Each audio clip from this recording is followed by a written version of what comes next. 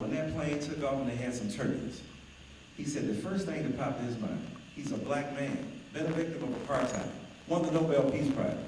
How come they couldn't find a white pilot to run this plane? Now, this is a black man, let's just be real about it.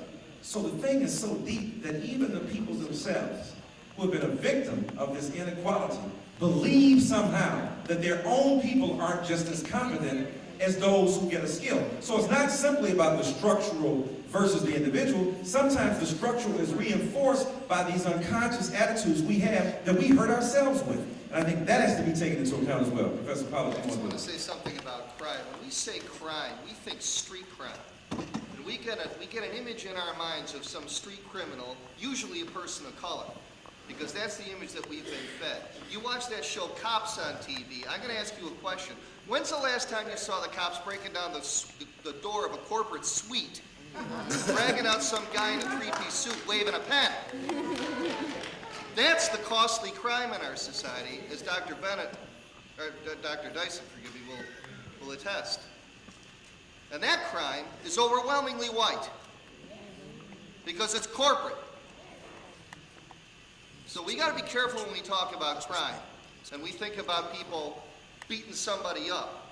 I'm not in any way saying that the victim of that crime hasn't suffered a real horrible event. But the cost to society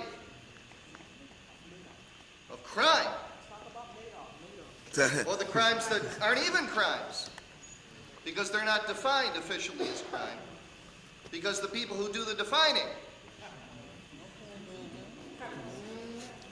You know, the crime really comes in, and you know where the crime really comes in at, and I think this is beautiful when we get this discussion about, race, color, creed, blah, blah, blah.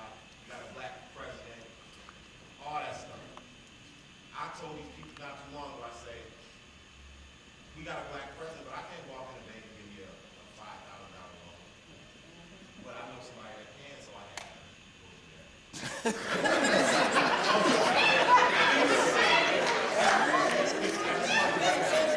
Honestly, the truth of the matter is this. You can look at Mendel's law, you can look at dominant and recessive genes, and the race thing is totally out there. So why are we discussing it? You know why we discussing it? Because there's a lot of people that information is so important. How many of y'all are studying biology and understand Mendel's law on dominant and recessive genes? Needless to say. What do we got to talk about? What are you willing to do? You, my friend, you stood honestly. You were willing to stand and speak. We need that. That's information. I'm sitting here eating it up. That's how my brothers think sometimes. Blah, blah, blah. But the truth of the matter when it comes down to all this, it's you. It's inside you. The truth is inside you.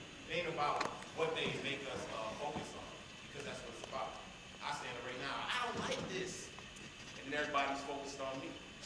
You know what I mean? But the truth of the matter, the true focus is on the truth and information that should be shared. Amen. Another thing, dealing with the civil service law, I want to show you this.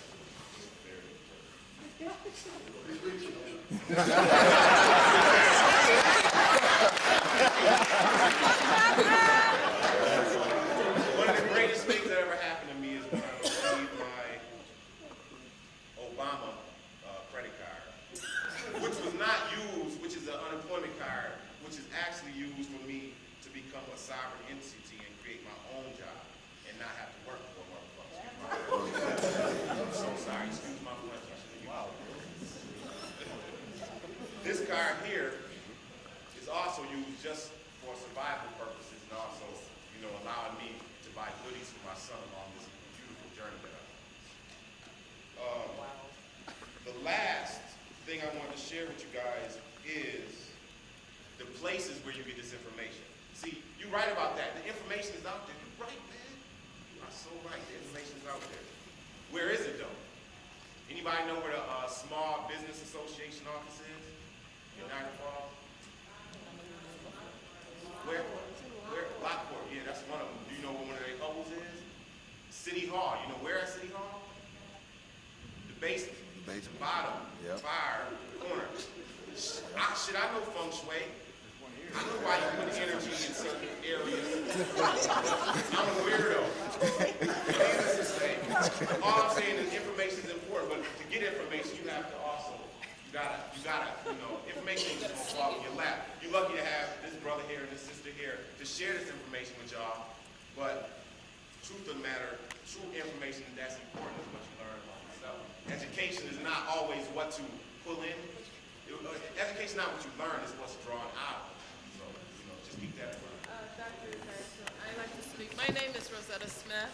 Can I have the mic? Mics are gone. My name is Rosetta Smith, and I usually don't speak much at these functions, but I do have a lot to say in the community and different events and organizations. And I'm very grateful for Dr. Dyson and his wife being present today so that we can have this open conversation.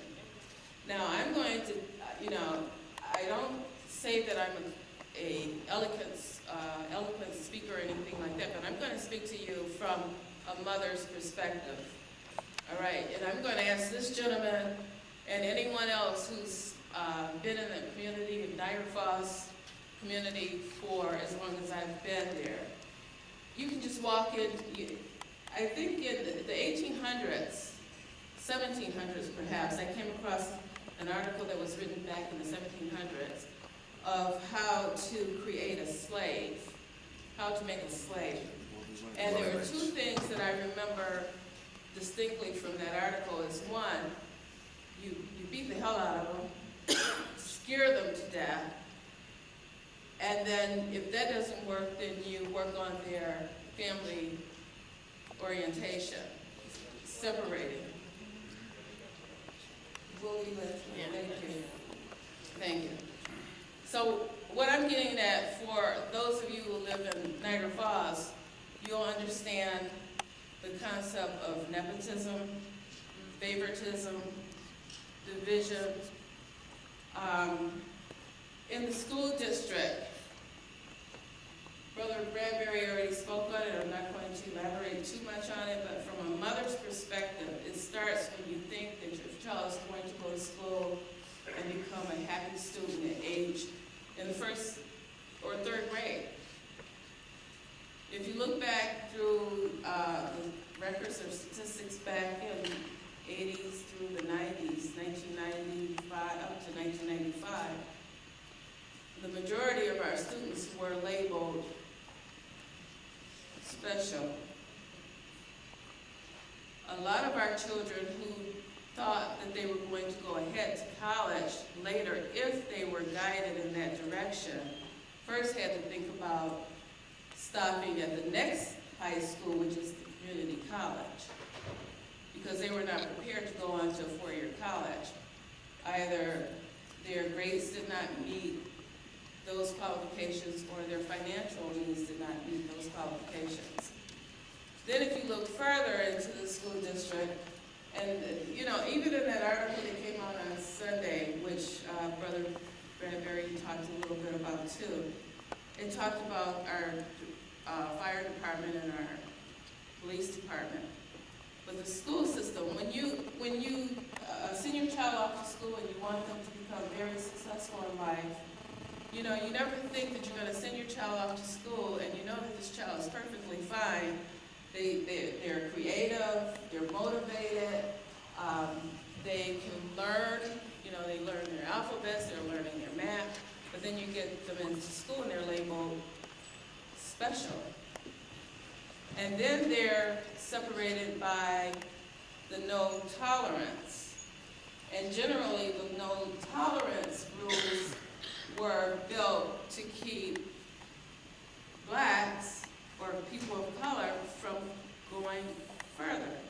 And that I mean that they limit the possibility of a child even going on special field trips and learning more about their world or their environment.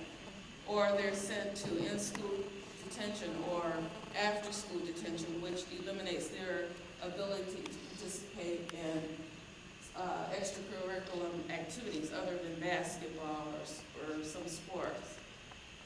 So, and then you reach out to the community and try to get people to side with you And